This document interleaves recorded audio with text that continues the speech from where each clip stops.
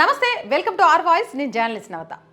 పాకిస్తాన్లో దారుణమైన పీడనకు, మత హింసకు గురై భారతదేశానికి శరణార్థులుగా వచ్చిన హిందువులను ఆశ్రయం కల్పించడం, వారికి చట్టబద్ధమైన గుర్తింపు ఇప్పించడం కోసం రాష్ట్రీయ స్వయం సేవక్ సంఘ్ అనుబంధ సంస్థ సీమాజన్ కళ్యాణ్ సమితి కృషి చేస్తోంది. గత వారం రోజులుగా రాజస్థాన్లోని పలు ప్రాంతాలలో పాకిస్తానీ హిందూ శరణార్థులకు క్యాంపులు నిర్వహిస్తోంది.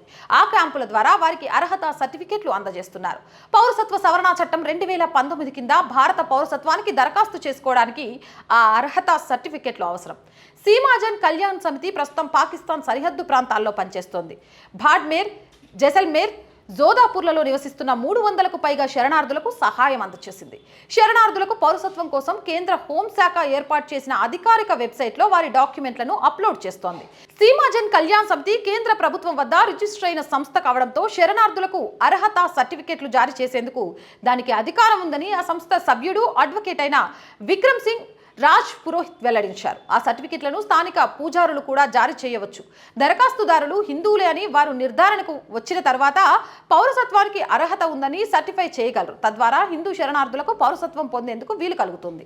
పాకిస్తాన్ నుంచి ఏదో ఒక రకంగా భారత్ వచ్చి ఇక్కడ పౌరసత్వం కోసం ఎన్నో ఏళ్లుగా ఆగచాట్లు పడుతున్న వారికి సీమాజన్ కళ్యాణ్ సమితి చేస్తున్న ఈ సహాయం కొత్త ఊపిరి అందిస్తోంది. పౌరసత్వం పొందడానికి గతంలోనూ విధానాలున్నా అవి ఎప్పుడూ సరిగా అమలు కాలేదు. అయితే మోదీ ప్రభుత్వం వచ్చాక పరిస్థితుల్లో మార్పు జరిగింది. శరణార్థుల్లో కొత్త ఆశలు చిగురించాయి. 1998లో భారత్కి వచ్చి ఇప్పటికీ ఇంకా పౌరసత్వం కోసం ఎదురు చూస్తున్న ఒక మహిళ కష్టాలు తనను కలిసివేశాయని రాజ్ పురోహిత్ చెప్పారు. ఒక్క జోధాపూర్లోనే పౌరసత్వం కోసం ఎదురు చూస్తున్న శరణార్థులు సుమారు 6000 మంది ఉన్నారు. రాజస్థాన్ రాష్ట్రంలో పాకిస్తాన్ హిందూ శరణార్థులు నివసిస్తున్న సెటిల్మెంట్లు 400 వరకు ఉన్నాయి. వాటిలో సుమారు 2 లక్షల మంది శరణార్థులు ఉన్నారు. వారంతా ఒకేసారి భారత్లోకి వచ్చిన వారు కాదు. గమనించాల్సిన విషయం ఏంటంటే వారందరూ భారత్లోకి చట్టబద్ధంగా తమ ఉనికితో వచ్చిన వారే.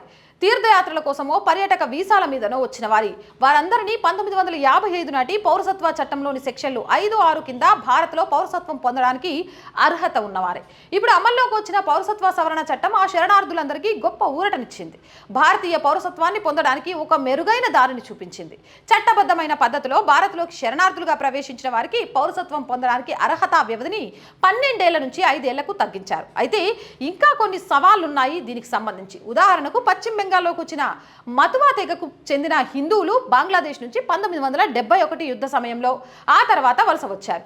వాళ్ళ గురించి అదనపు సమాచారం సిఏఏ పోర్టల్ అడుగుతుంది. అలాంటి కొన్ని సమస్యలను పరిష్కరించి హిందూ శరణార్థులకు పౌరసత్వం ఇవ్వడానికి కేంద్రం సుముఖంగానే ఉంది.